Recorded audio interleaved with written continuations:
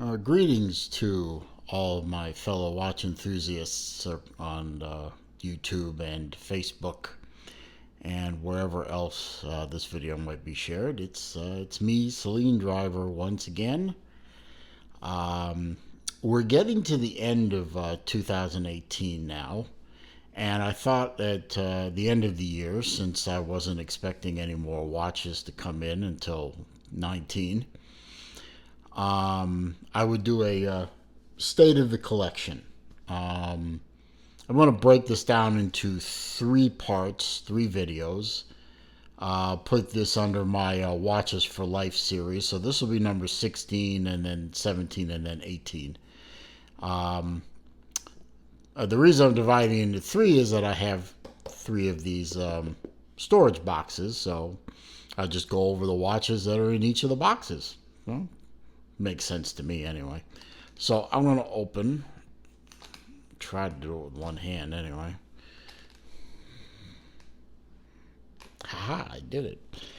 And I'm going to go over box number one, which is half full on top, but full on the bottom. We'll just go over them one at a time. I've grouped them in, to me, what believes to be logical order. So I'll just go with my logic and hope you can follow along with that. I have in here on the top, I have 4 diver watches and one not diver watch.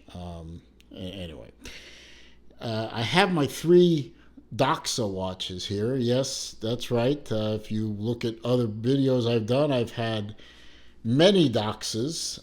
These are the 3 that are left after selling off the ones that I wasn't wearing anymore. I do wear these occasionally. They could always use more wrist time.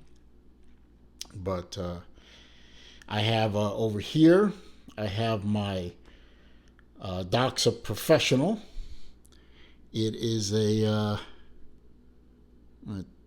sub 750T.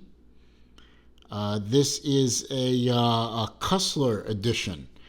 There were 2 special editions done for the release of the movie Sahara. The Cussler edition and the Dirk Pitt edition. This is a Cussler. I don't remember which number it was. If you know anything about Doxas, you know that these were made famous partially because they were included as everyday wristwear for Cussler's main hero in his main series of books, Dirk Pitt. It was played by Matthew McConaughey, rather poorly, I think, but my opinion, in the movie Sahara.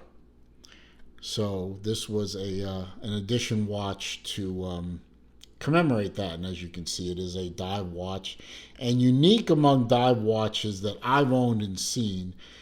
This watch not only has the minute track on the inside of the bezel, but it also tells you in feet on the outer track how long, or at what depth, how long you can stay under.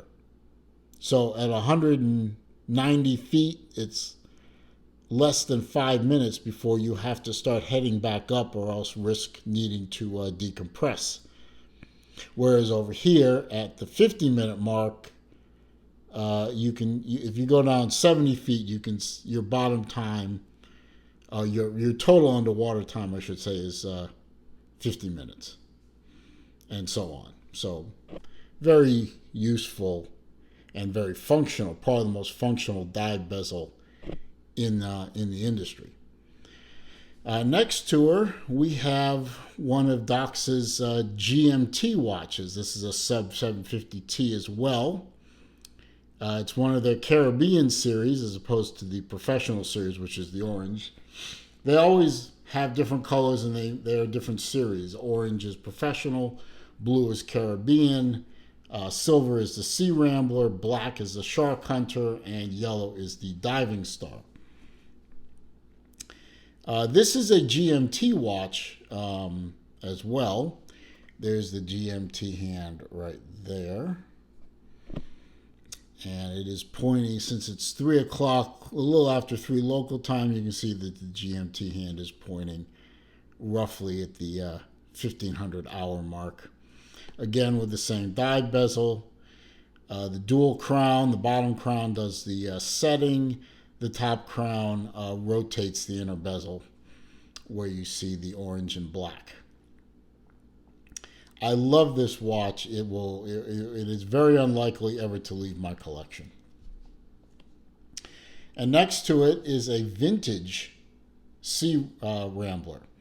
This one, according to Doxa's records, dates back from either 1968 or 1969. I stumbled across this on eBay and grabbed it and never let go of it. It's the movement is so simple compared to these two that it's not even a quick set or hackable. So no quick set, no hacking capability, but it is a self-winding watch. And, it's almost as old as I am, and it's in great shape. I should be in as good a shape. Beautiful watch, though. I really, really like it. And next to this, we have one of my, I call them Gator watches, the orange and blue theme. This technically would be also a Gator-style watch. If you know college football, you know that the Florida Gators team colors are orange and blue, and I am a fanatic about both the color scheme and the Florida Gators. This is a Glycine. This is a Glycine before they were taken over by Invicta, I'm led to believe. But nevertheless, whether it was before or after the takeover, it is still a tastefully done watch. And it is a combat sub. It took me quite a while to find this watch. I think I was searching actively for 3 months and inactively for another 3 months. And somebody stumbled upon an ad I put on one of the watch forums out there and said, "Are you still interested in getting one?" I said, "Yes. I have a new one that I don't want anymore. The rest is history, and this is mine." And I think it's one of the prettiest watches I own, and it's also one of the most wearable. I mean, look how thin that is for an automatic dive watch. It is very wearable, even fits under long sleeve cuffs very well. And next to it, finally, I have a Waldorf, one of their Multimatics from their Kickstarter program. I had 3 of these. I had a rose gold cased, and I had the diamond silver. I've sold both of those. And I'm probably going to sell this one eventually because I just don't wear it, and it's a shame to let it sit around. And I know one person out there, he knows who he is, who watches my videos, is very interested in this, and he gets first crack at it when I finally do put it up for sale. But if he doesn't want it, I'll put it on eBay or something like that. Anyway, these are the divers plus semi-formal that I have in this case, and that's all I have up top here.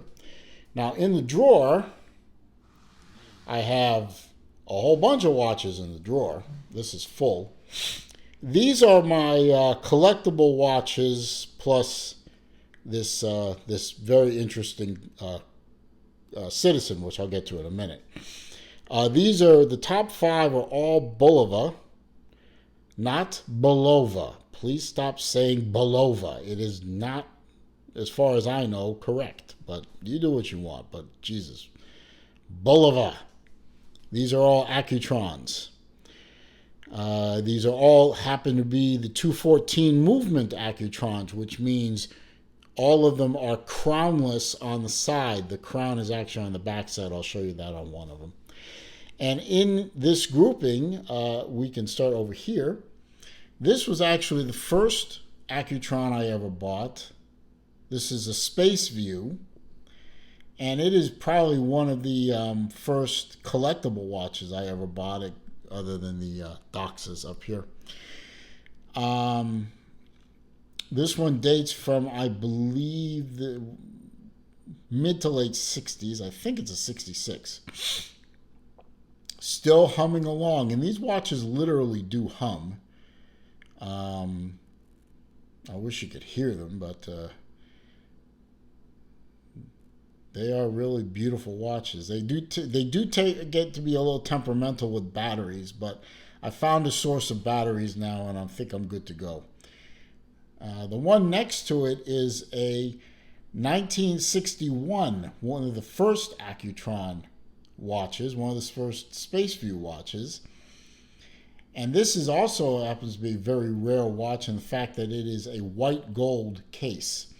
They didn't make a lot of solid gold cases, and for every 10 or 15 yellow gold cases they made, they made one white gold one. So this one I picked up from a gentleman named Bob Piker, from mybob.net. All this guy does, Bob, is service, sell, and restore Accutrons. That's all he did. He serviced this one, he restored this one, and I bought it from him. He serviced this one, which is, I love this. I love the band on this one. It's just beautiful. I don't know if those indices are real diamonds or not, but I don't care. I just love the way this particular one looks. So very simple and elegant. Small, though. These are all very small by today's standards, but they wear very well. I have an astronaut, GMT. Here's the GMT hand over here, and GMT bezel. Oops, sorry. Beautiful watch. Also bought from Bob. And this one, Bob actually made me. This is a watch that Bulova never made. This is a Bulova Accutron railroad watch inside of a 14-karat yellow gold case. They never did that, but I told Bob what I wanted, and he said, I have the parts to make that, so I will make that. And he used a 1961 movement to do it, and it is just keeping fantastic time. Beautifully accurate. Wears beautifully. And I wanted to show you the crown on one of these. I'll just take this one off its little pillow. And if you look here, there's the battery case where my finger is. There's the crown right here. Now you take that little lever, that little half circle, and you flip it up, and then you can set your time. And in the case of the early 61s, you have to snap it back into place. The newer ones, you don't have to do that. I'm never going to get that back in with one hand, so I'll just leave it there. And down here, these four, if you know anything about Seiko watches and science fiction, you will all recognize that these are watches from the movie Aliens, the second one. Well, three of them are. The one on the left isn't, but it's this one's brother. That we have the Black Ripley. We have the Ripley. I have a Bishop, and I have a Colonial Marine pulse meter on the correct Velcro strap. Or replica of it, anyway. Not easy to find these watches. Believe it or not, this one was the hardest one to find, the pulse meter. You can find the Ripleys. This one's easy to find. This one's a little harder, but they're out there. They're just very expensive. This one was relatively inexpensive comparatively. This was hard to find as well, but they are out there. But the pulse meter is really hard to find. I don't know why. Maybe they're less significant. Maybe they fall apart easier. This one doesn't keep very good time, I have to admit. You can see it's running about a minute or two fast compared to the other ones. But you reset it every once in a while, and it's fine. Keeps the date very well, though. But I love this Ripley one. I wear that sometimes. People look at it like, what the hell is that? You know, just so unusual. Even though it's an 80s Giugiaro design, it still looks modern in 2018. And over here at the end, we have a Citizen Skyhawk. This is one of the Blue Angel editions. It is an Eco Drive, solar powered, radio controlled, and radio set. Very interesting, very big watch. And as you can see, has the Blue Angel crest on it. Just got this because it was so unusual looking and so much stuff to play with. I just couldn't help myself. I had to grab this, and I got it at a good price. So I don't feel too bad that I don't wear it as much as I could. But it really is an interesting piece, and I enjoy it. Now, most of these watches I've done unboxings and more detailed views. So if you want a detailed view, you can search back through my videos and see a more detailed look at the watches and their specs and stuff. But this is box number 1 in my end of 2018 State of the Collection videos. I'll see you again real soon. If you like the video, please thumbs up, comments down below. Don't forget to think about and hopefully doing the subscribing and clicking on the bell icon thing so that when I make new videos, you're alerted. And of course, always thanks for watching, and I will see you in the next video.